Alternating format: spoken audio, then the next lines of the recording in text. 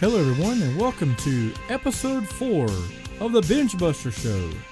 Coming to you from beautiful Lake Norman, North Carolina.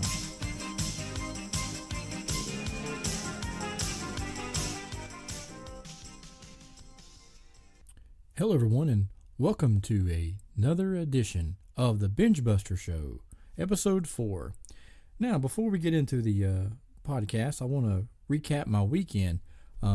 Done some really cool things. Friday night, took my son and my wife to see the Charlotte Checkers play. I really enjoy going to those games. It's really fun. If you've never had a chance to go out and see a Checkers hockey game, I highly recommend it. They do the hockey game there at the old, I call it the Independence Arena, but now it's called Bojangles Arena there in downtown Charlotte. But it's such a beautiful building, and that building's got so much history when it comes to pro wrestling. Back in the 80s, the Rock and Roll Express, they used to sell that building out all the time.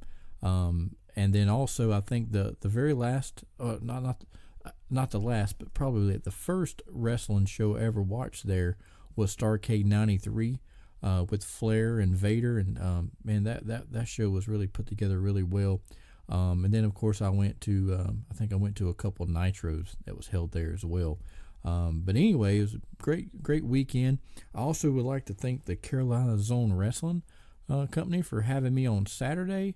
Work for them for the first time, and I really enjoyed myself, and hopefully they'll bring me back one day. But before we get to our guest, let's get to our sponsor this week. It's the NAWA Family Affair, Saturday, May the 4th, at the American Legion Hall in Lenoir, North Carolina. Some of the matches that you will see will be Stuart Snodgrass versus Mark Moore, King Classic versus Leo Pride, Bulldog Chad Bird versus yours truly, terrific Tony Benge. And for the NAWA Tag Team titles, the champions, Golden Thunder, defend against the Burke County Boys. And in the main event, for the NAWA Heavyweight title, the champion, Adam James, defends against number 1 contender, Big Time Ya. All this and much more at the NAWA Family Affair, Saturday, May the 4th, at the American Legion Hall in Lenoir, North Carolina. Hello, everyone, and welcome to episode 4 of the BENGEBUSTER Show. And my guest this week is a gentleman that I have worked a few shows with in the past. He's got several names, and I'm going to tell you all of them. I know him as Chris Dice. He goes by Simon Christopher, and probably has a few other names that I don't know yet. But anyway, here is my guest this week. How you doing, Dice? What's going on, Brother Tony? Thank you for having me on. Right now, we're just going by Simon. We'll do that. That way, easiest thing. Everyone can kind of go with that. All right, sounds good. I like Simon. Well, let's see. Tell me what you've been up to. I mean, I haven't seen you in several years now. Yeah, it's been, I want to say, about 7-8 years since we've actually touched base and seen each other, man. Since then, I've had to retire from wrestling, and we'll talk about that later. But now I do trying to get into the video game thing. A lot of people, they're doing the streaming stuff. You can find me on Twitter and on Twitch, Simon C Gaming, and pretty much just kind of taken a new road in life since, the business kind of gave up on me, so to speak. Or my body gave up on it, I should say. I understand that. I have days where sometimes I'm like, man, do I really want to do this? My back is killing me. My legs are killing me. And then, the hour or so later, I get a text or a phone call from a promoter going, "Hey, Tony, we need you." I'm sure I'll be there, It's just it's like a drug. I just can't stop. Yeah, once you're in, we're like the mafia. Once you're in the wrestling business, you are in. You're in till you die. Really good. Well, let's see. I guess getting into wrestling. Tell me how you got your start in wrestling. Well, I grew up. Everyone grows up watching wrestling. I grew up in New Jersey. I didn't get to see a lot of like the Mid-South Crockett era because in Jersey all we had was WWF. Watched that growing up. You always kind of wrestle around as a kid. Moved down to Tennessee here where I live now, and found a wrestling promotion. And just when I was 16 years old, said, "Hey, I want to do this. What do I need to do? Paid the guy $150 and got my rear end kicked for a couple weeks in a row, and the rest was history, as they say. So I what mean, it what? wasn't. I know it's not the most exciting story right there, but it's just No, like, no. yeah, man, I mean, it's just walked in a and lot of people start that way, and it's actually a good way. So many other people, kind of start out in the backyard and they don't know what they're doing, and they tell the promoter they were trained, and unfortunately, not every promoter checks every wrestler's background, and then you get in the ring with somebody, and me, this is something I live by, and then one day, Jimmy Valiant told me the same thing, and I was like, wow. He always says, and I live by this. You know how good a guy is from the time you lock up. If a yeah. guy knows how to lock up, you might be okay. But if he don't know how to Yep. lock up, you're in trouble, or It's he's gonna in be a trouble, whichever the long case may night for be. somebody. Yeah, it's gonna be a long night for somebody. Yeah. Now, what year did you start in the business?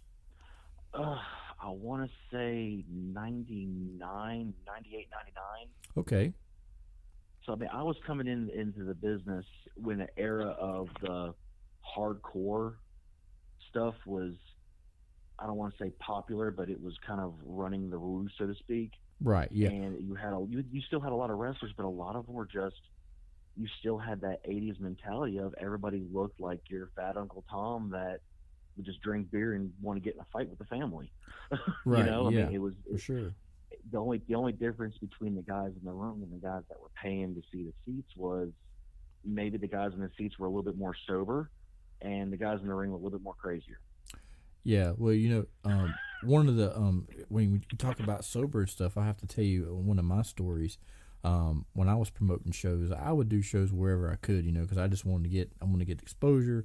I had just bought my wrestling ring, and I was grooming my little misfits together, and we were going to Yeah. conquer the world. And a friend of mine had opened up a bar, and he was like, "Hey Tony, I understand you got this wrestling thing you're doing." I'm like, "Yeah." He goes, "Well, come look at my bar and see if the ceilings are low enough that you can put your ring in, and I'll make you a good deal." And I'm just trying to get my bar started, and you're trying to get your wrestling company started, so I think we can probably help each other out. And I was like, "Okay, cool."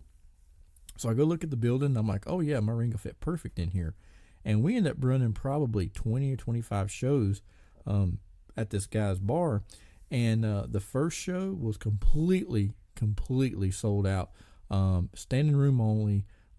People, standing on tables and chairs. And I mean, we had this place packed out. And I brought in Jimmy Valiant on the first deal. And man, the people loved it. And immediately he's like, "Okay, I'm bringing you guys back." And I'm like, "Okay, well, when you want me to come back?" He goes, "Well, let's do this once a month." So okay. So as the years went by, it just kept getting bigger and bigger and bigger, and I had a really good time in the bar. But the one thing that going into this bar show that I was afraid of, okay, I would tell my heels, don't work the crowd too hard, because I don't want to see a beer bottle flung in the ring, and I don't want to see some drunk jumping in the ring and trying to beat you guys up. But that never happened. And my heels worked them pretty hard, and I was one of those heels. But the only time I ever had anything really crazy happen in this bar, you're gonna love this story. So I had a star. I'm not gonna say who the star was, but I had a star booked, and he didn't show up. So I'm like, giving the benefit of the doubt, and this is back before cell phones were big. So Yeah. I'm like, oh, I'll give him a little while. And so the show was supposed to start at 8, and I said, well, we're in a bar, so it don't really matter. So we'll start at 8:30. Well, 8:30 comes, still no show, and the bar was kind of small. It didn't have a dressing room, so me and the wrestlers, we'd always dress in the U-Haul truck out back in the alley. And so anyway, we're in there one night, or at this show rather, and it was in the summertime, so it wasn't quite dark yet. It was about 7:00, 7:15, and I hear this scream coming from inside the bar, and I'm like, what in the world was that? So I walk in the bar to see what's going on, and one of the owners of the bar was a little young lady, and she was probably about 5'2", about 100 pounds, if that. She's laying on the floor with her teeth out, and I'm like, what in the world? And what the heck? and the bouncers were like, it happened so fast we didn't know what happened. And I was like, what? Some lady came in and punched her in the face, and we threw her out. I'm like, oh, that's crazy. So here's this poor lady, trying to figure out how to fix her teeth that was knocked out. And so I walk back to the back to tell the wrestlers, I'm like, hey guys, something crazy just happened. This woman just got, and right as I do it, I hear this woman screaming, cussing, and yelling.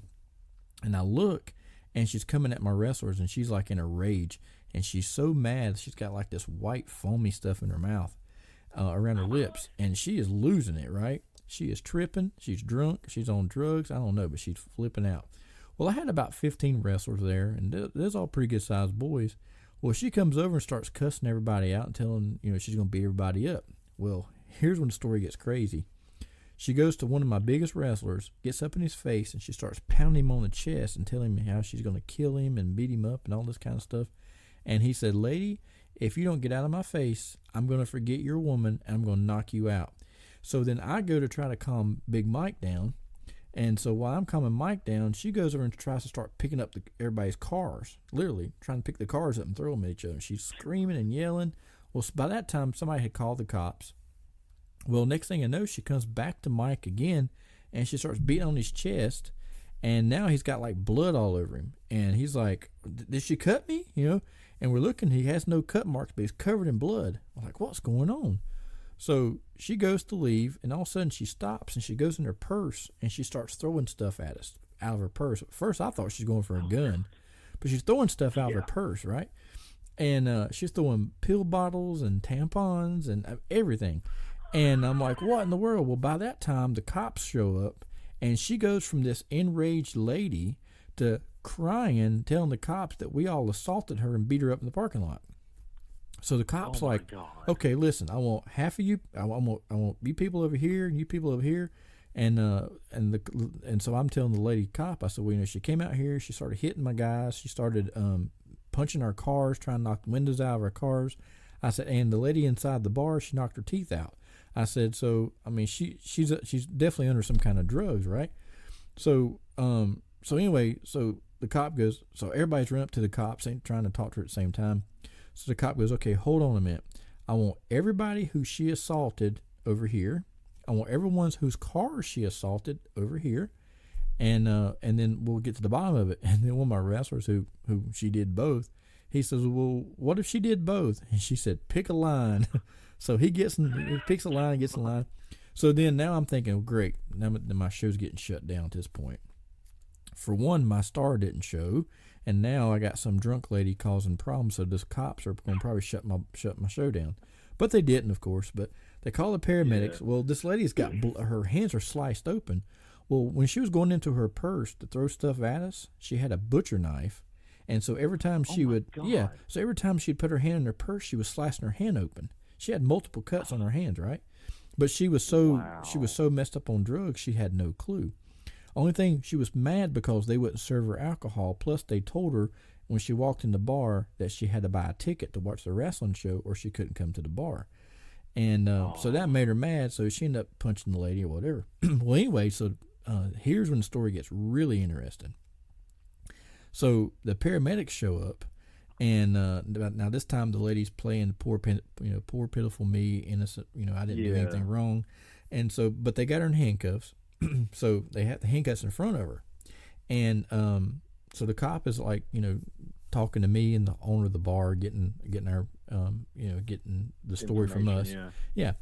And so I look over and watching her, and this poor little paramedic guy is like wrapping up her hand, and she's looking at me, and I said, and I just turned my head because I'm like, I don't want to talk to this lady. I have nothing to say to her.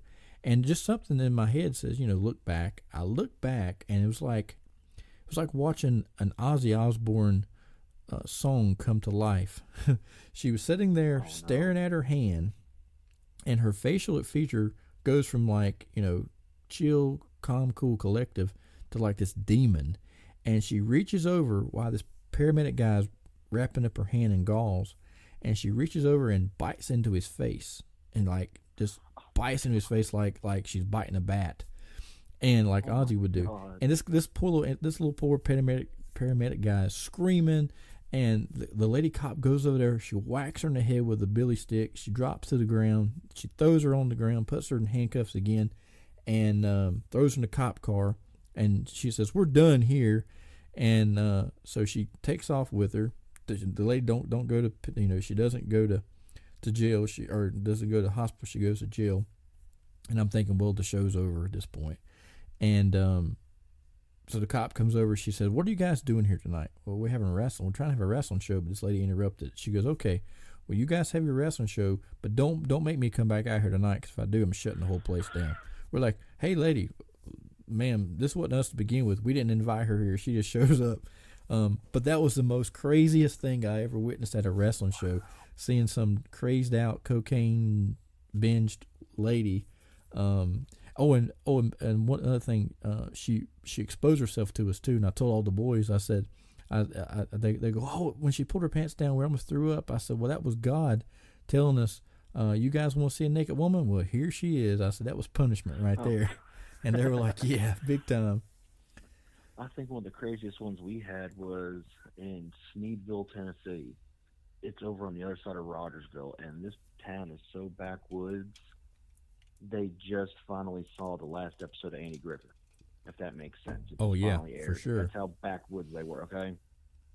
And we were doing the event, and some 300-pound woman comes running from one side of the ring, runs all the way around, and does a perfect Luthez press on one of the managers, and a full-scale riot breaks out. Oh my gosh. Locker room empties.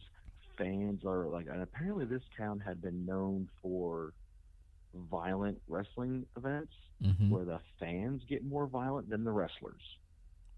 So yeah, we had a full-scale riot. 4 or 5 cops show up, and this is like after the first match happened.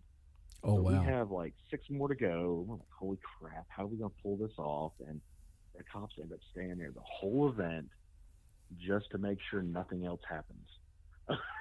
So yeah, That's amazing. But interesting. But on the flip side of things, that's what makes this business so fun, because it separates the people who are professionals versus the people who aren't. I know me, if I'm in the ring and I know that some fan has the potential to attack me, then I'm going to make sure, okay, where's my security? And I'm going to make sure that I have, not that I'm scared to fight anybody, because I'm not, but I don't know what they got. I don't know if they got a gun or a knife. So I'm going to avoid that situation as quick as possible. But unfortunately, a lot of guys don't think that, they don't think like that. They're just like, oh, that guy's coming at me, I'm coming at him. And the next thing you know, you're shot or you're stabbed. And to me, it's not worth it, Yeah, you always look for a way out. That's why a lot of times when I would do events with some promoters, the first thing we would ask is there a barricade? Is there something to differentiate a line to where fans cannot come across? Yeah. That way, if they do, we know something's wrong.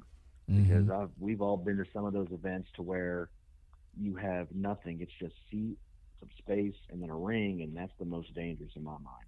Yeah, and when I was running shows and I was setting up my ring, I would always, stand beside the ring, and I would step 10 to 15 steps out before I put my first row of chairs, because I wanted to make sure that if there was a potential problem, my wrestlers or myself or my referee had enough space to get away, see what was going on, and see what's happening. And if we have a manager or a valet there, their back's not turned to these people, and they're 2 steps away from them. At least give them that space to where, okay, the people are far back enough. I was telling somebody this story the other day. You never got to see this, but back when the NWA was running Greensboro Coliseum a lot, they used to have the ring, the chairs up, pretty close to the ring. Of course, they did have a barricade, but they still had the chairs up, pretty close to the ring. And it got to the point where so many people were doing run-ins that that when they started setting the ring up, they started leaving a tremendous amount of space between the first row of chairs and the ring. I mean, you could probably put 5 rows of chairs in that space that they left, and they done that just so the cops would have enough time to see who's jumping over the barricade and coming towards the ring, because there were so many times I was there, and when Ivan and Nikita Koloff were hot, they were red hot, and man, people was especially when Nikita was feuding with Magnum TA. Man, that was white heat. That was white. Oh, heat white, man. That was yes. And I remember one night I was down there in Greensboro watching in Magnum versus Nikita, and they were running this spot to where they're beating Ivan and Nikita was beating up Magnum, and then of course some of the other wrestlers would come to the ring. Some of the guys on TV, and so they're running into the ring, and as they're running in, Nikita's giving them all Russian sickles. Well, all of a sudden, some mark jumps the barricade, hits the ring, and when Nikita gave him the Russian sickle, he didn't take a bump, man. This man dropped like he was dead, and the cops just got on top of him, and as the cops were trying to handcuff him, Nikita comes over and kicks him in the face about 10 times. And years later, I saw Nikita and asked him. I told him about it, and of course he didn't remember, but one thing he told me was, he goes, "We was always told that if anybody jumps in the ring, no matter if the cops get him or not, you kick the crap out of them, because that right there lets anybody else out there that thinks they might want to do that, it deters them, because they're like, yeah, exactly." And I said, "Oh, that makes sense." He said, because the last thing you want is if one guy comes over the barricade and he sees all he's going to get is handcuffed, then you might see 4 or 5 more try to do the same thing. And he said, so you want to let them know that, hey, you come in here, you're not walking out. Exactly. You make sure that they know what the hell just happened to them. Right, for sure. So let's see. Trying to think of some of my questions I want to ask you. Okay, getting to we'll definitely get to your career in a few minutes, but one of the questions I want to ask you, like this day and time, do you think, because now everybody's a promoter, unfortunately, but do you think most promoters now book their buddies over talent? Yeah, they do. I've seen it firsthand. People will book guys that are, I don't want to say talentless, but they may not be the best, and they'll deter a spot from somebody that can really draw money just because they're the buddies, they're the booker's buddy. Mm-hmm. Or it's like you get these guys that have, I don't want to say been around too long, but it's time for them to kind of step aside. Right. And you can see it, and it shows, and I think it takes away from events, because fans will know, oh God, this dude's like 90-something years old and he can barely move and can't really do anything, but he's there just because he's buddies with somebody that's in the office, so to speak. Right. Yeah, I know. One of the things that I see a lot is these promoters that run shows once or twice a year. The guys that they book, to me, are guys that are definitely not fully trained. Have had less matches than anybody I know, but they're getting booked on these shows, and I feel like that as a promoter, if I was a promoter, I'm not gonna, unless it's somebody that I know may not be as talented, but I know that they're going to bring a lot of people. I'd probably use them, but I wouldn't use them like in a main event caliber. They would be like a special attraction kind of deal. But I see a lot of these promoters, they'll go through and book their buddy, or they book their buddy's buddy, when you got all these other guys who have paid their dues, who's been in the business a long time, and they just kind of get they kind of get forgotten about and pushed to the wayside. But now when you say that these guys they'll have a whole lot of matches, there's always spots for guys that are green. You have to get ring time to get better. I get that. Mm-hmm. But at the same time, you cannot have an entire card of greenhorns, because it's going to take away from the final product in the end. If you don't have seasoned veterans that can work with a greenhorn, it's Mm-hmm. not going to work. It turns into literally blind leading the blind. Right. You got to have somebody that can walk out there and guide somebody, teach them. Because I mean, this is basically the one job, so to speak, that you really learn on the job.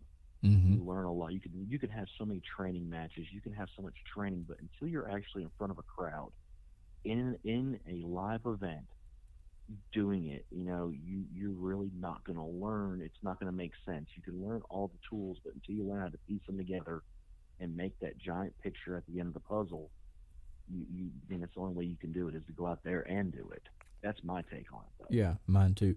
Now, talking about promotions and stuff, that promotion that you and I worked together a couple times at, that promotion had, they had a little deal going on there in Lexington, and then he always drew really well there in Lexington. And I think we're talking about the same time. About I'm afraid to drop names. So I don't want to bury anybody. Right. If I'm gonna bury somebody, trust me, I will tell you this. I'm about to bury somebody. Right. Yeah. Are we talking about? We are talking about Rob, right? No. Or Jimmy? No, neither one. That promotion's name was I can't remember the name of the promotion, but it was there in Lexington. I remember it was a pony. I remember it was the low boy ring. The low boy. Yeah, That's when we've had our. That's when we touched the first time. Was there, yeah, and I'm not sure who was booking it. yeah. The booker there was Matt Houston, if I remember. I remember that because I've been to so many events. I Right, can't remember yeah. every single Yeah. book. But- And then right. we had one. But Like we had that, and then we worked with AWS for one of their events. yeah, We'll talk about that here in a little bit too. Yeah. That was fun. yeah. But looking back, I remember the first time we worked each other. It was a very smooth match, and the finish. I think the promoter wanted me to go over with the high cross body off the top, and I hadn't done that in a long time. And man, you caught me perfect. Hey, I mean, the one thing you're always trained, and if you're properly trained, is you look after who you're in the ring with. You look out for your dance partner. So, when you're in there, I'm putting my life in your hands, and in return, you're putting your health and life in mine. Right. So I want to make sure that everybody goes home that night on their own, accord, Mm-hmm. being able to get up the next day and go have fun if they want to. Yeah, So for I mean, sure. that's Now, whenever you got into wrestling, who was your biggest influence? like what got me into wrestling, or who, like when I got in, who did I kind of watch more? Yeah, I mean, cause like for me, once I got into wrestling, I was like, okay, well, I was always a Bobby Eaton mark. Beautiful Bobby was always my favorite, so I would try to pattern myself after him. And of course, I mean, Ric Flair is everybody's favorite, but I always heard Hulk Hogan say this, and Ric Flair and a lot of the big guys, they always say that in order to be a successful wrestler, you got to be able to borrow, now not rip off, but borrow little bits and pieces from this guy, little bits and pieces from this guy, and you put it together and make it work for you. And that's pretty much what I Yeah. did. I would take when I worked babyface, I would sell. And like one of the biggest compliments I ever got from Jimmy Valiant, he told me, he said, I love watching you work babyface. He said, because you remind me so much of Ricky Morton the way you sell. Because sometimes I don't know if you really hurt or not. and I was like, oh well, thank you. And at that time, I didn't really know about. I mean, I knew Ricky Morton sold, but I didn't at that time. I was young, so I didn't know that Ricky was known to be like this really really good seller.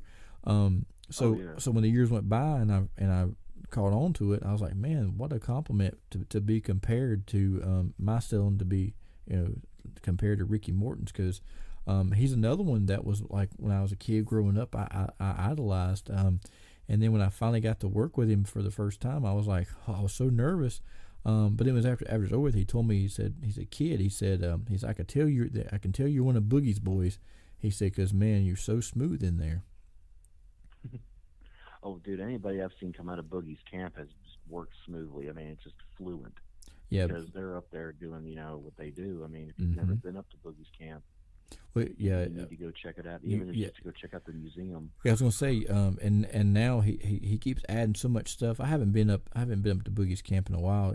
I talked to him a few weeks ago, and he said, "Brother, you got to come on up. I got you in my Hall of Fame." And I was like, "Yeah, I know. I got to come up there." But man, Boogie's really got it together up there. He really does. Him and his wife Angel, they have a really nice facility, really nice place to train. So anybody out there listening that is aspiring to be a pro wrestler, definitely look up Jimmy Valiant on Facebook and inquire about his wrestling camp, because I promise you, you definitely won't be you'll be glad that you did. You won't be disappointed. Yeah, you won't be disappointed. I mean, No. it's a whole other ball game. I mean, when you go up there, because I mean, you're used to working in 18, 20-foot rings. You know, you go to Boogie's, it's a 14. Yeah, and the other It cool teaches thing you. and the other cool thing about working at Boogie's is the fact that when you're there training, you can go over and talk to his wife Angel, because she makes wrestling gear. So it's kind of like Yeah, a one-stop shop place, you know. yeah. He can get you gear. They can get you boots. I mean, you get trained. I mean, you learn a lot because there's so many other talent that comes in there that just kind of hangs out and Yeah. helps train him. And sometimes he has like surprise guest people. Like I remember one time I was up there and Rare Animal showed up unannounced. He just shows up, and and that happens a lot. Yeah. But back to the question. I mean, it's like once I got in, like I said, I grew up on the WWF. So I mean, I saw like Bret Hart, Rick Martel, Jake Roberts, Randy Savage. I grew up with the late Bruno San Martino as it came back. Bob Backlund when he was there. I've seen these are the tapes I knew. But when I got in, I got in Tennessee, so it's like you need to look up these people, and I had never seen any NWA stuff from the '80s, and I was just like, whoa. So I mean, it's just you see like Ricky Steamboat and Flair. You see, I remember seeing Steam. I didn't see it live because I'm not that old, but you see the tapes of Steamboat and Savage from WrestleMania. That's the one match everybody talks about, and you just watch the mannerisms and how they handled themselves and how they moved. It's just you try to take every little thing from everybody. Yeah, You and know, I'll tell you one of the things that that I feel bad for the people today, is that people today never, a lot of people. When I say people today, I'm talking about like the younger guys that are coming into wrestling. They missed out because they never got to see live Ricky Steamboat versus Ric Flair. I saw that oh so God, many yeah, times, and man, for 60 minutes, those two guys can captivate you, and for 60 minutes, they never done the same move twice, never. yeah, But and yet they still kept those 15, 16, 25,000 people in the palm of their hand the whole time. That will never, ever, ever be seen again. and I don't. In all honesty, and this is not a knock on any talent today. No, I'm I not don't knocking it. think I'm that just would. saying. I don't think that would ever happen again either, No, no. because the way that the wrestling industry has progressed, everyone is so desensitized to story. They Mm-hmm. want shock. They want spot. Yeah, So they want to see who can jump off the highest ladder, who can do the biggest spot in the night to pop a crowd instead of telling a story to build up and then get the huge reaction. They'd rather pop 20 or 30 people in that crowd than popping the entire 2,000, 3,000 that are there in these big events. You know what I mean? right, for sure. And it seems like now, like I haven't been to a big time wrestling event in a long time. I did go a couple years ago, when WWE was in Greensboro, and they had the little tribute to Starrcade show they had, but and it was a good show, but it was so different compared to what I remember as a kid going to the Greensboro and watching the matches. The matches seemed quicker, faster, over with really fast, and it seemed like back in the early days when I was going to Greensboro all the time with my dad. This was like in the '80s. The opening match would be like 7-8 minutes long, but then after that, it's like as the night went on, you know, from the opening bell to intermission, all those matches would last about at the most 15 minutes. But after intermission, they came back. Those matches were going 30 minutes to an hour, every match. Yeah. and And I think you don't see that's that with the anymore. progression. I think that's like I said with the progression of everything with TV. They are so used to having, and this is I know this from experience with producing TV. You're given such an allotment of time, Right. and you only are able to put on so much in that time frame. When back when they were doing these were house events or live events, Mm-hmm. to where they can go a little bit longer if they need to, and they always have cameras rolling, so they can always air it if they need to. Yep. You have a lot of the we got to get our stuff in and get in and get out. I've been on several events to where okay, we start up, okay, we got 20 minutes, all right, we're talking, boom, boom, boom. You go out, wait, these guys went long. I need you guys to cut it down to 15. All right, we can do that. As we're getting ready to hit the curtain, I think Red said it to me one time, Bill, we only got 7 minutes. It's like, what? It's like these Yeah. people go so long now and you only have so much time. Yeah. Unfortunately, a lot of times things like that get it gets cut. And I'm not Yeah, blaming the wrestling industry at all. I just feel like with like you said with the evolving of television, and people have done everything now, so people aren't shocked. So unfortunately, I mean, you can do it because I still do it, but it's hard to go out there and in certain crowds and snatch a headlock and work that headlock for 15 minutes without the crowd going, okay, we want to see some big bumps. They really do. yeah. And They see a headlock, they're gonna go to the concession stand real quick and get some yeah, popcorn and a and drink. you're like trying to tell a story about working that head, and unfortunately you can't, because in order to keep the crowd interested, you're gonna have to snatch the headlock and then do a bulldog DDT, pile driver, whatever. But you got to do it quick. You can't build up for it like you used to could. Yeah. Like I know when you were asking me, my influences. That when I first got started, I was watching, some of these. I was watching the Steiner brothers, Anderson, watching how they moved because I was a bigger guy. So it's like I was told watch Steiner, Mm-hmm. watch how because I have an amateur background, I have a little bit of MMA training. So it's like watch the Varsity Club, Rotundo, Sullivan, Steiner, Oh yeah. Steve Williams. Watch these guys.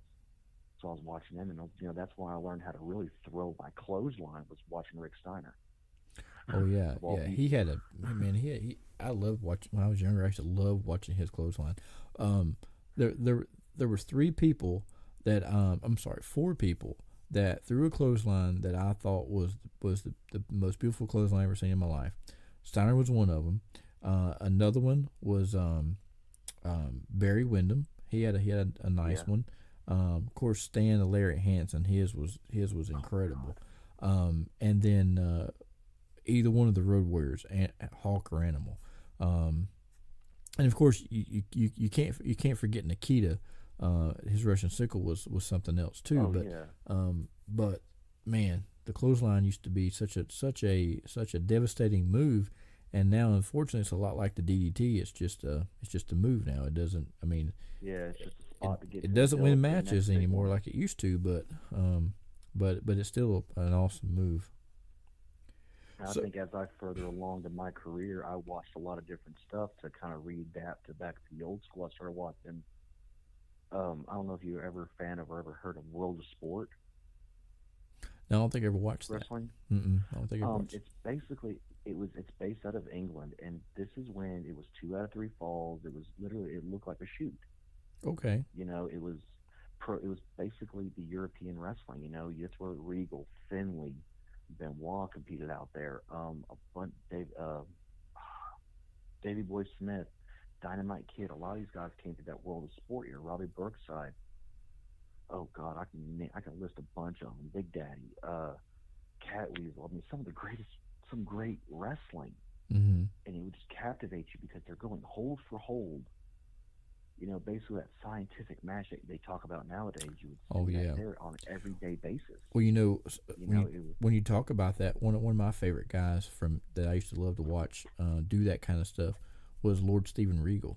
I mean, he would, Oh yeah, man. I used to love watching him do all his little European chain wrestling with Steamboat and Steve Austin and guys like that. And I was like, oh yeah. man, that's Watching amazing. him and Finley, one of the craziest.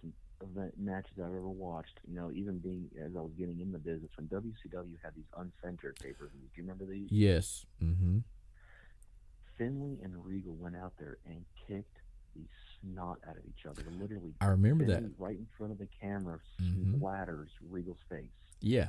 They go Yeah. back to the back, and I was hearing stories from Tony Schiavone. I listened to his podcast, and with him and Conrad and Eric Bischoff, they were talking, and they said they came back, and people were like, "Oh my God, what somebody owe you money? This How'd that look? Did it look okay? We were just wanting to make sure it looked good." It's like, good God. Yeah, they were killing each other in that. And I remember in that show, Fit Finley used to have this jacket he wore to the ring. Like one side had like a football pad on one side, and the other was like a vest. And he would like beat the crap out of Steven Regal with that vest. Yeah. A couple times in that match. I was like, man, that's pretty good. But yeah, that's pretty much how I evolved. I would start when I started young. I started watching the '80s, and then as I got further in the business, I can do some of the high spots. But then I was like, okay, I'm 280 pounds, almost 300 at one point. I don't need to be doing this. Right. My body, gravity's my arch enemy if I'm a superhero, you know? Mm-hmm. So I started watching the older stuff. Okay, how can I tie somebody up in a pretzel and make it look good? You know, and that's pretty much what I would go with. Right, and that makes perfect sense. So now, all your years of wrestling, after wrestling, what have you been doing since that? Uh, Enjoying time with the family. We had an event a couple years ago where Abyss, Jim Neidhart was there before he passed, like not much longer after that event. And a couple other guys were there. Buff Bagwell was there, and I went to do a spot where tag match, and one of the Ring of Honor guys now, Yazar, I can't what he go, the gifted one now, came over, and he's a big boy, jumped over the top and overshot the other two guys. So it's just me and him. I'm going, okay, I'm catching him. I'm gonna make sure he doesn't get hurt. Mm-hmm. End up slipping on some soda that was spilled on the floor, and my knee just went out completely. And basically, I was done. I had one match, then that was it. I was done.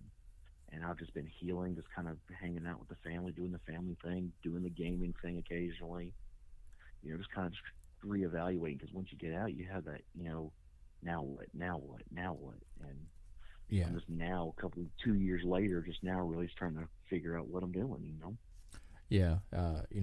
I've done that before. As a matter of fact, I was at Boogie's wrestling camp, doing a training seminar, and stepped back the wrong way and dislocated my kneecap, and it rolled all the way to the inside. So I was out. For almost a year, with a bad knee, and luckily, it fixed itself, and it still gives me little problems here and there, but I didn't have to have any kind of surgery or anything like that. I just went to physical therapy and done that for almost a year, and wore one of those protective braces for like the next 3 years, but now it seems to be doing fine.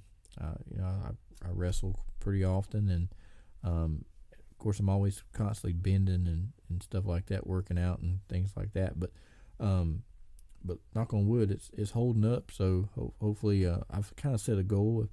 I'm 45, and if I can make it to 50, and still wrestle till I'm 50, that's my goal. Now I may change that goal, because I said the same thing. I said, well, when I turn 40, I'm going to stop, and now 42, I'll stop. I'm 43, so I keep going up. I keep extending. I keep extending my goal, but always got to push that envelope. yeah. But I when the day comes that I completely stop wrestling, I don't know what I'm going to do, because wrestling has been my thing. Well, when I was a kid, I watched it on television, and then me and my cousins would get the neighborhood kids over at the house, and we'd beat them up and do that kind of thing. But then once I got into the business, man, it was just like, I ate, breathed, slept it. One of the things, and I'm not saying anything, trying to put myself over or anything like that, but from the time I got into wrestling, I wanted to know where Ric Flair and those kind of guys was getting their gear made, because that's who I wanted to make mine. anything I do, I go all out.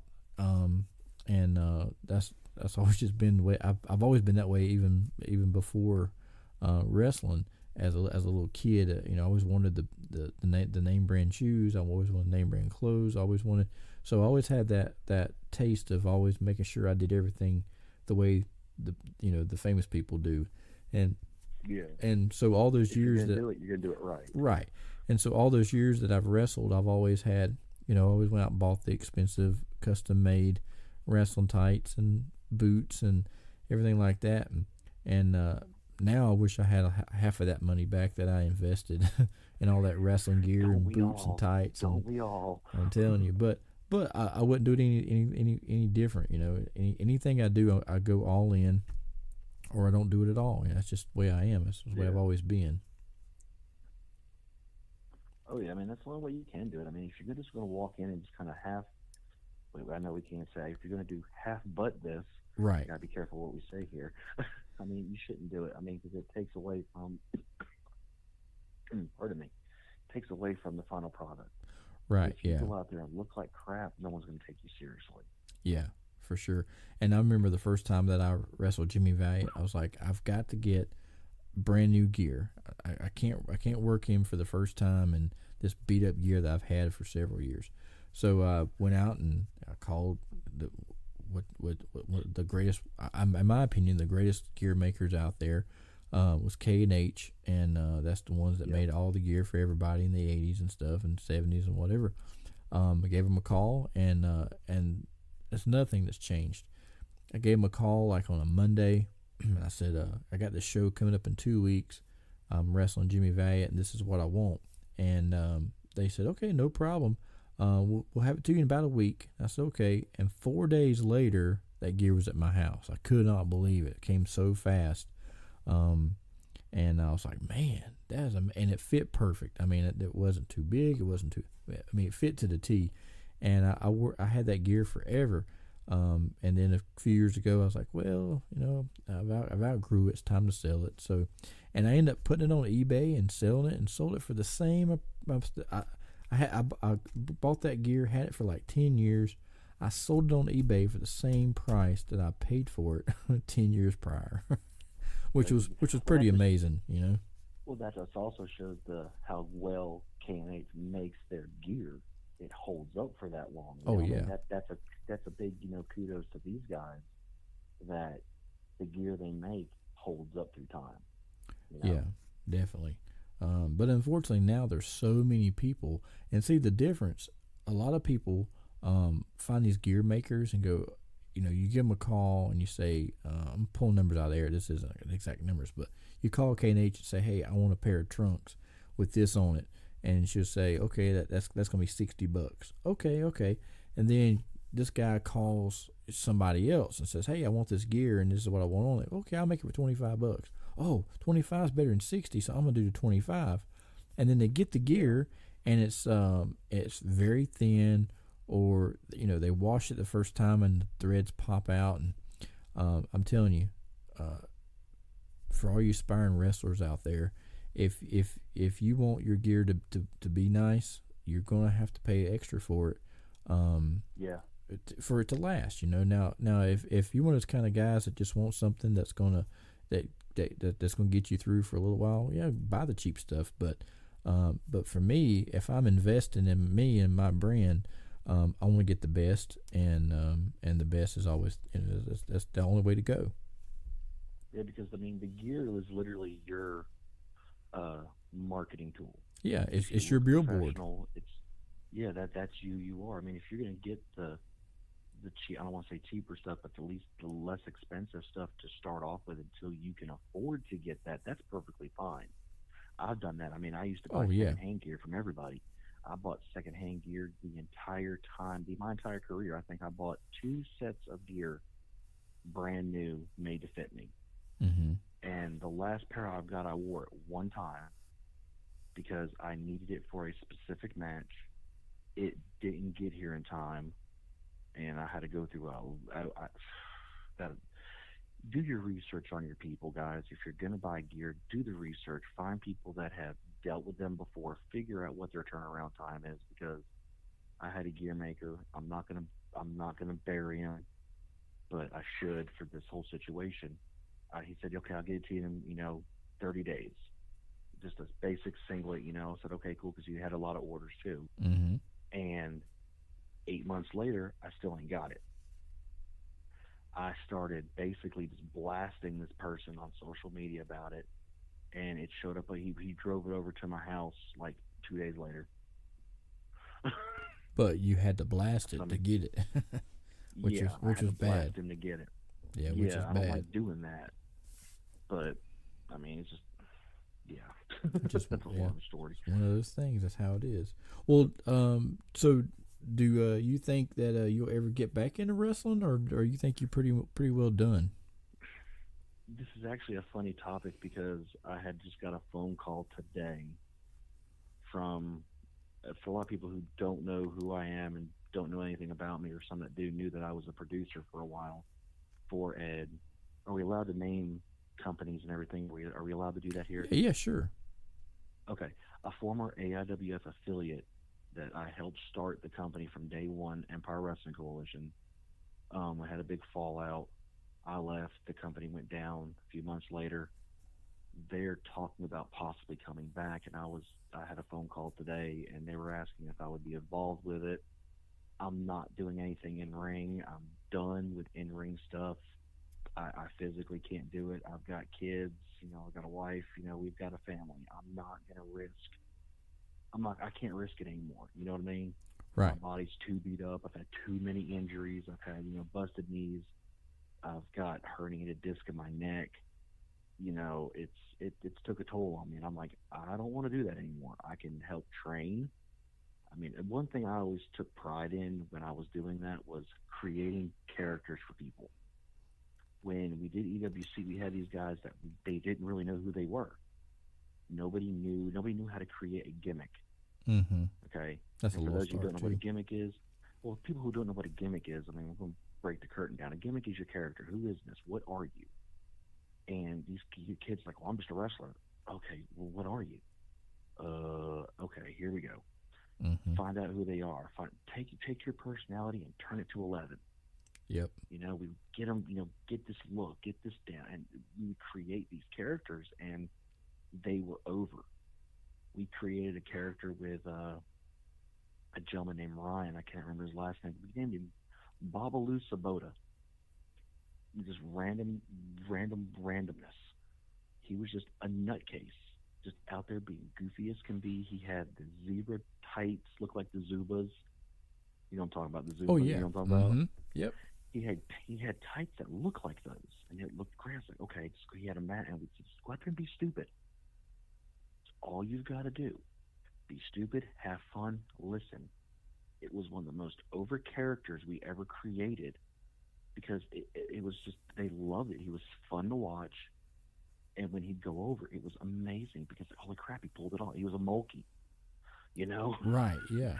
And that something like that is kind of is really good because the best way to define yourself as a wrestler is like you said, you find your personality and you turn up to 11. And that's pretty much what I done. And it took me a couple years to kind of figure out who I was and what character I wanted to be. And but once I found that character, man, I took that character to a whole different level, to the point where Oh, yeah. sometimes my guys that rode with me were like, we'd be in the car and we'd stop at Waffle House, and I was still Terrific Tony at the Waffle House, and they're like, dude, we're not at a show anymore. I'm like, I know, but I'm still here, you know, and Yeah. and they would Here laugh you at me, but it's just always I be lived the that gimmick until you get home. yeah, from the time I was probably 22 to I was 38, 36. I lived my gimmick. I mean, I really did. Um, and unfortunately, it gave me some issues, and I won't say troubles, but it gave me some issues, and Mm. but so now I'm 45. I'm just Tony Binge. I'm not Terrific Tony Binge anymore. That terrific gimmick, I had to put it away. Um, You're but still terrific, bro. You're still terrific. I'm still terrific, but I don't live my gimmick anymore. My gimmick stays at the There you ring. go. When I leave the building, I leave the gimmick there. But I enjoy it. I really do. I have fun. I have fun. At shows And that's still. the thing. You always have to have fun. I mean, one of the most fun experiences when it comes to the business, and you can ask my wife; she can tell you, was just interacting with the fans. Oh yeah, We would go to these definitely. events, and you interact with everybody because if you just go in there, do your deal, and leave, it's just like, oh, okay, yeah, that's that guy. He's just, I don't know, I've seen him before, but if you go out there and you interact with people and you kind of get a rapport with fans, I've made a lot of cool friends that are fans Mm-hmm. just because they were just cool as can be. I've always been into music, always been into comic books, and you just kind of shoot the breeze with these people, and you find out they're just like you, except you're just in the ring and they're watching you. Yeah, We are live action comic book heroes if you think about it. yeah, We and are. We have our 9 to 5 person that we are, like all you Superman. We're Clark Kent during the day, and then we're in that ring. We're Superman. mm-hmm. You have that alter ego that these people can really, they can really attest to and kind of click with. Right. That'll make them want to follow you. And for anybody who's listening, if you're a young baby face, the most important things you need to learn about the business: how to cut a promo, how to be able to talk and draw people to a building, how Mm-hmm. to make the people that are paying to see you, believe in you to where they want to see you. Because if they don't know who you are and you're getting your tail kicked in the match, they're not going to care. They're not going to be like, yeah, come on. They're just going to be sitting there. Right. $5 says he loses a tooth. I mean, it's just one of those deals. Mm-hmm. And always be. I want to say humble, but always be grateful for the people that are at events. I've been at some events where there's been 6 people paying customers. I've been at events where we did an event over here in Elizabethton at the high school. And I have the film. So if anybody wants to call me out on it, you can find me on Simon C Gaming on Twitter, and I will send you the link. Okay, 2,000 people in that building. Okay, Yeah, that and that's great. I think the number was actually higher, but they said at least 2,000 came through the door. And That's it was that's a good just, house. yeah. It was a spot show. It wasn't a tele. We always, anywhere I went, I always brought my camera. We always had the camera crew with me because my wife was running the camera at the time before she got into the business. Mm-hmm. She started in the background. We always had film running because you never know if that match that you have is going to be your last. So you Right. always Yeah. have it on film where you can always study. Always you can always that's how you promote yourself. And that's You one of know. the things that I used to do um, when I first got into the business forever for decades. I always recorded every one of my matches, and then one day I just stopped. I was like, I'm just going to go there, work my match, and leave. But now I look back with regrets, going, man, I wish I'd have still kept bringing my camera. Now, thank Yeah. goodness, most promotions that I work for now, they have camera crew there and they record it and it gets put on YouTube or they send me a video. So now I'm actually getting to watch my matches up back over again and go, man. And I'm still to this day going, I should have done that instead of that. Um, Yeah. but you always say that your worst critic is yourself. That's definitely the Yep. case by me. I'm always like, oh, I should have done that, should have done this, but at the end of the day, I'm still having a good time, and that's all that matters. And as long as the people are enjoying it, to me that means my job's done. If you leave an event that I'm on, and if you walk away with a smile after you interact with me or see my match, to me, I've done my job. Right. That whether I work in heel or face, even as a heel, people, I always caught shit because when I was a heel, I always was told you need to cheat more, you need to get more heat. Mm-hmm. And my exact line, and it ticked the promoter off from EWC, because I was one of the production, but I also had to work in the ring. He always gave me crap. He goes, "You need to cheat more." I said, "No, I don't." He started giving me guff about it. I'm like, "But look, what ticks a fan off more than anything? Someone that cheats, or someone that can talk a bunch of trash and then back it up? If ticks them off even more when you can walk out there, talk all sorts of smack, get a clean victory. It ticks them off even more because they swear up and down you cheated, and it's like, what did I do? And they can't answer it. It ticks them off even more. Right. Well, one of my favorite things as a heel is I go out there and tell them, how strong I am and how big I am, and then I'll go to try to pick the guy up and I can't pick him up, and I'm just like, and they're laughing at me, and I'm like, I can pick him. The best heels out there are the ones that can keep those, can make the crowd mad, and have them ready to come in the ring and get you. But then the 5 seconds later, you got them laughing at you, Yeah. Oh, I'm not afraid to. Heck, we did a deal. You remember the old gimmick matches back in the day? You had the tar and feather. Well, we did one, the diaper match. Oh yeah, those are good. Loser had to wear a diaper. Well, I ended up having to wear a diaper for 8 months because every time I'd start to get the victory, somehow I'd lose, and it was over, and I hated it because the diaper they got me didn't fit. Mm-hmm. So we had to put duct tape around me to hold this thing up, and it's like it's tearing at my gear. I'm like, we've got to get this off of me. I've had my head shaved on camera. I've had my I would do anything. Yeah, one of my favorite gimmick matches I ever done was Loser Eats Dog Food, and oh God, yeah, and but the way we gimmicked it was we went to the store, and we like bought a can of that Tony. It was funny too because like they used to have that Tony's dog food, and so they went and bought a can of Tony's dog food, and they took the label off and then put it on a can of chili beans, and so it was pretty cool. So the people thought I was actually really eating dog food, and I was gagging it, and I was selling it really good, but I sold it so well that as I was leaving, some of the fans were still outside. They're like, "Man, I bet your throat hurts. I bet you're gonna have diarrhea for the next 2 weeks after eating all that dog food." I'm like, "Yeah, probably will." And I was still acting like I was about to throw up as I was leaving, and I sold it all the way out. And I remember at the time, a couple of my buddies that came with me. They were like, "Man, Tony, I tell you what, I have to take my hat off to you." I said, "What?" They said, "Man, I didn't think you was gonna do it." I said, "Do what?" Eat that dog food." I said, "What dog food?" "The dog food you ate tonight." I said, "I didn't eat dog food. I ate a can of chili beans."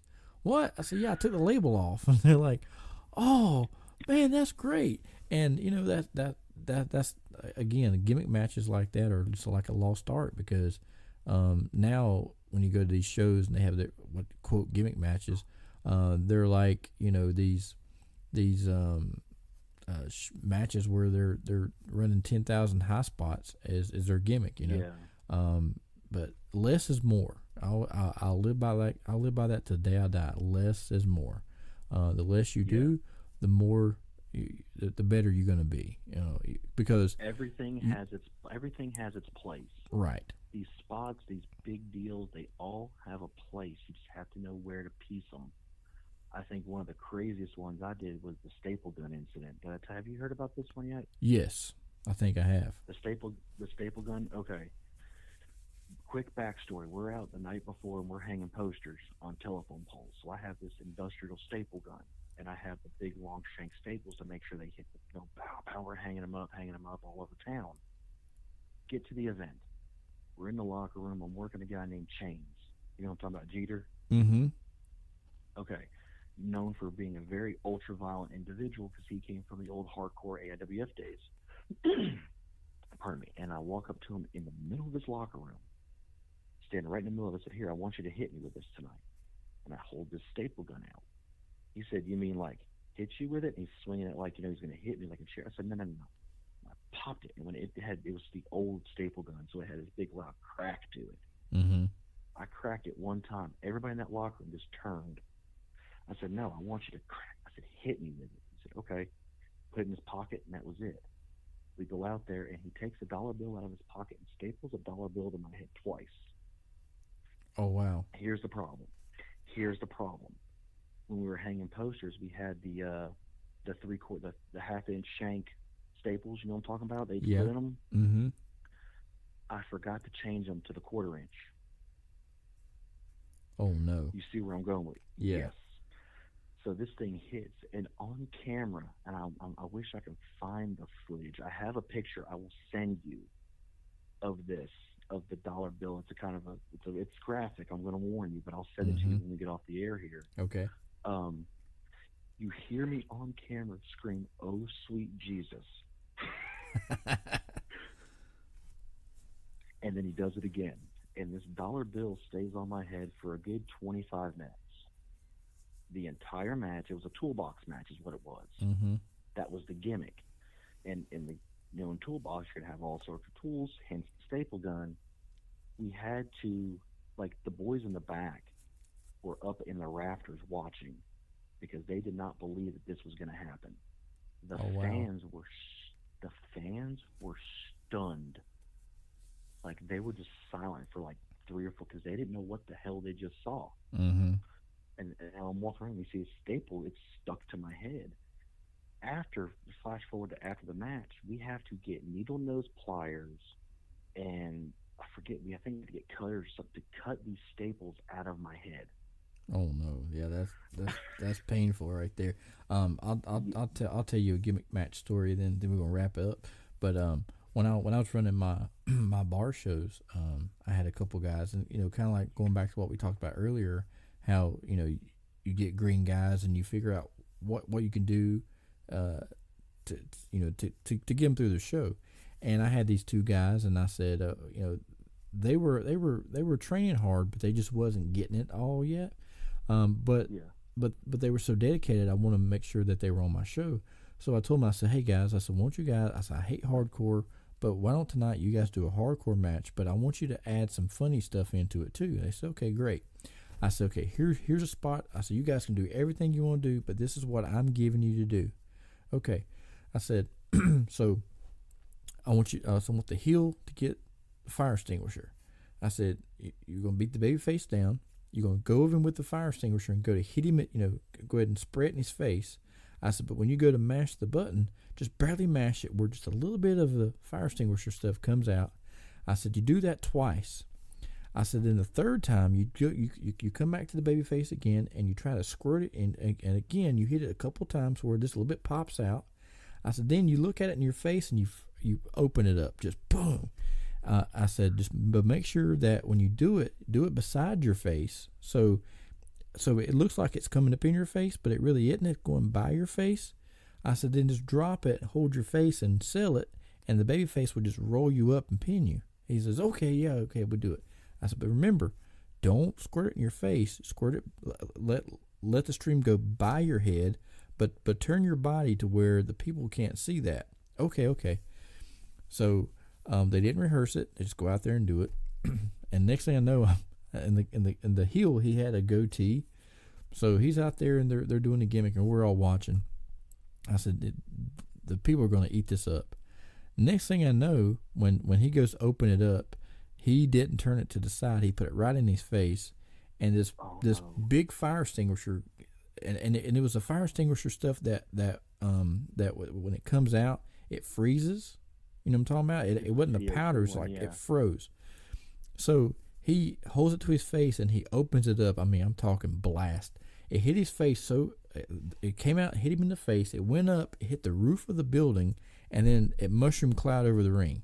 Like, you couldn't even see in the ring. All this stuff was falling. And all I could hear him screaming, my face is froze. My face is froze. And, of course, the baby face rolls him up and pins him. And when he comes to the dressing room, he's got like these ice chunks stuck in his goatee and his nose. And we're all just laughing hysterically. I'm holding my stomach. I'm almost ready to pee my pants. And I said, what did you do? He goes, I forgot to turn it to the side of my face. I was like, oh my God. Do that again. But we went back and watched it on video, and oh my God, it was the funniest thing I've ever seen in my life. But thank God it didn't kill him or hurt him or nothing like that.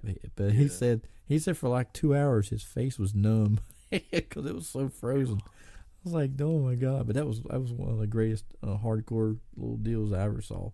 But before we go, I do want to talk about the matches we had real quick. Yes. Because those matches were amazing, and people are going to think, oh, well, I'm just kissing your rear end. No, You can ask anybody that was around me when we filmed these and we did the footage there and we did these matches. I talked about them for months. If you ever get a chance to work with somebody, guys, and it just clicks, you need to get their contact information. You need to travel with these guys. Definitely. Because it is such an easy night. We had never touched, and when I say that, we've never had a match. We've never really met each other until we got to the building that night. Yep. It's like, hey, you're working Terrific Tony. I was like, who is that? And they said, they pointed, I think Boogie, Rob McBride, Boogeyman McBride, said, he's over there. I said, I introduced myself like I always do to everybody. I said, apparently we're working, we're third. What do you want to do? And the only thing I remember you saying is, what's the finish? And that's the same mentality I had was, how long do we go? What kind of finish do you want? And we literally went out there and just called everything. And the calling in the ring is a lost art. Oh, yeah, definitely. It was one of the first one was just so smooth. And then we did it again up at Dean's, and we had Red ref in our match. Yes. I remember that because if you have to remember when you work some of these events, if you have a pre-show because they're taping for TV and then they have their big event that night, we were the opening on the big event, but there's only 3 matches beforehand. So if you're new in the business, when you first have the opening match doesn't do specific things. That's just a cardinal rule. You should not do it. Leave it for the bigger card. We were technically 4th, but first on the big event. So I'm like, okay, we can do certain things. And Red's like, you're first. I'm like, no, I'm arguing with him about what number we are in the ring. About doing certain things, and he's like, no. I was like, oh crap, okay. And I remember we almost went. Did we go to a time limit draw? I think on the second one we did. Yes, the second one. Yeah, the second one went time limit draw. But I remember, I think I threw you to the floor, and Red was like, "You don't do that in the first match." I said, "This ain't the first match," and I called him a name. No, I did that. It was the other way around. Right. That's right. Because I was the heel and I had my manager. That's right. I had him distract him. He's like, your first match, you shouldn't be doing this. I'm like, we're 4th. He's like, no, you're first. I'm like, what? He's like, no, we're on the main card now. I'm like, oh, my bad. Yep. That's right. I forgot all about that. Red was like, we're low on time. We're getting ready to call it. And I'm just like, we're getting these finishing spots in. And I mean, it was just, you were doing some old school stuff, small package, roll-ups, backslides, just simple things. And the fans were eating it up. And it was such an easy. I've been in matches to where I've gone out there for 15 minutes and I feel like I can go again. And I've been in matches, I've been like 3 minutes. I'm like, I've been in a bar fight. And that was one of those, it's like, could we go 20 more? I mean, we could have went a lot longer than I think we could have had them because it was just so fluent and the fans were hot. They hated me. They loved you. Yep. We had it. Oh yeah, it was great. And I think at some point we also got your wife involved somehow in the match too, didn't we? I know she was filming these matches. Okay, maybe not. Maybe I'm thinking about somebody else. But I had a manager at the time. Okay, maybe that's what it was. Yeah. Man, we just had. Yeah, it was fun. Because everywhere I traveled. Yeah, I mean, I wish we could do it again. I don't know if I can do it now, but. Yeah. God, those were matches like it was great. The Booker from. And that's. Here's like, we need to bring him in to do this. It's like we don't have the spots. It's like you make a spot. Yeah, because I love that because not tooting my horn, but so many people tell me that they say you're so easy to work with and a lot and not to smarten people up, but people say I'm light in the ring, and so sometimes I've had guys go, I didn't know how to sell that and then his partner goes, what? That was the prettiest punch I've ever seen in my life. How would you not know how to sell that? And I was like, I didn't feel it. Yeah, so I said I didn't feel it. I'm like, oh, okay, well I'll let you feel this next one, But and then you got people like Ricky Morton. You grab him, and I was like, holy crap, brother, do I owe you money? Yeah. I know Paco Loco. I make him. One time I was in a match and he was my tag partner, and the other guy stiffed me. And of course, you've worked matches with me sometimes, and I'm always in the ring, and I always talk smack or whatever. But a lot of times I will just blurt stuff out just off the top of my head or whatever. And this kid kept stiffing me, and then I called him a name and I said, "Do I owe you money?" And I hear Paco laughing, And I'm like, what are you laughing at? He goes, that's the funniest thing I ever heard in my life. And we're working this match, and I'm trying to be serious, and I'm pissed off because this guy done stiffed me 3 times.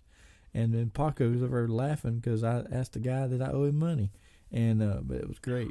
But that's some of the stuff I enjoy when you're in the ring and you're talking, you're having a good time, and the people don't even know that. You're cracking jokes, and it's like if you laugh, I can taser you. Yeah, and one of the things we used to what I used to do too is back. Of course, this was back in my younger days, but I would get in the ring and work, and then would find whoever we're working with. I'd find some good-looking girl in the crowd, and I'd have the guy in a headlock, and I'd be like, "Look at that chick over on the front row," and we would like be pointing girls out, and he's like, "Oh yeah, that's so and so's old lady." I'm like, "Of course it is, because no good-looking girls really come to these shows that are up here," and we'd laugh about it, and but it was so fun. I enjoy that time where you're in the ring and it's just you and the guy you're working with, and you're telling jokes and you're having a good time, and it's just fun. And that's what makes it shows, because if you're having fun, the match goes better. Right. Yeah. If you're out there and you can tell it's a clash and you're trying to make stuff work, it shows sometimes. You always got to listen to your heels. Yeah, and heels call the match. Mm-hmm. And in my younger years, I used to always I would rib the referee, I'd rib the manager, I'd rib the guy I'm working. Man, I would just do so much stuff, and I'd just have fun with it, and not always be serious. And then a lot of guys didn't like it, but that was just my personality. I like to joke and pick and play and pull ribs, and I've had ribs go a little too far. Yeah, I have too. Go a little too far. Mm-hmm. No, we had a gimmick where me and my old tag partner Jamie Rocker, we did a face paint gimmick. We were just basically wicked clowns, twisted and all that stuff. We carried bottles of Faygo. Faygo is a ghetto ass drink from Detroit. It comes in 3-liter jugs. Okay. I'm out there drinking it, and it's pure sugar. Mm-hmm. So I'd already had my 2 monsters before the match, and I'm chugging a Faygo. So I am just pure sugar rush. The dude was said something, and I just threw the bottle of drink at him. He didn't know what to do. It hits the pole. We thought, as soon as I let it go, I'm like, this is about to explode over everybody. Mm-hmm. Luckily it didn't, but it was one of those moments like, uh-oh, oops. Yep, I've been there before, that's for sure. Well, I've seen people put sardines in people's luggage mm-hmm. because they had a bad attitude, so they dropped some sardines in the bottom of their bag.